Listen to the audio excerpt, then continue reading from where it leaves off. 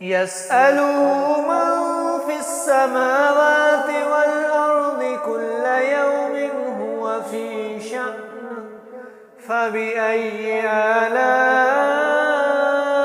ربكما تكذبان سنفرغ لكم أيها الثقلان فبأي آلاء ربكما تكذبان يا معشر الجن والإنس إن استطعتم أن تنفذوا من أقطار السماوات والأرض فانفذوا لا تنفذون إلا بسلطان فبأي آلاء ربكما تكذبان يرسل عليكما شواظ من نار ونحاس فلا تنتصران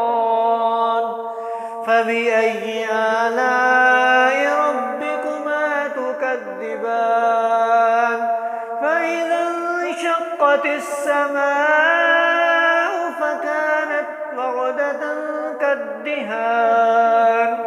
فبأي آلاء ربكما تكذبان فيومئذ لا يسأل عن ذنبه إنس ولا جان فبأي آلاء ربكما تكذبان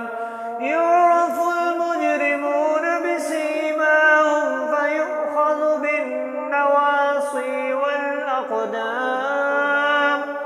فبأي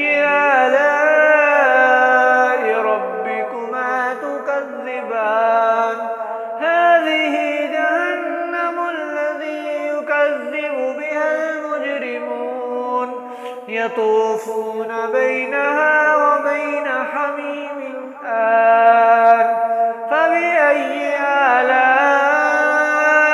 ربكما تكذبان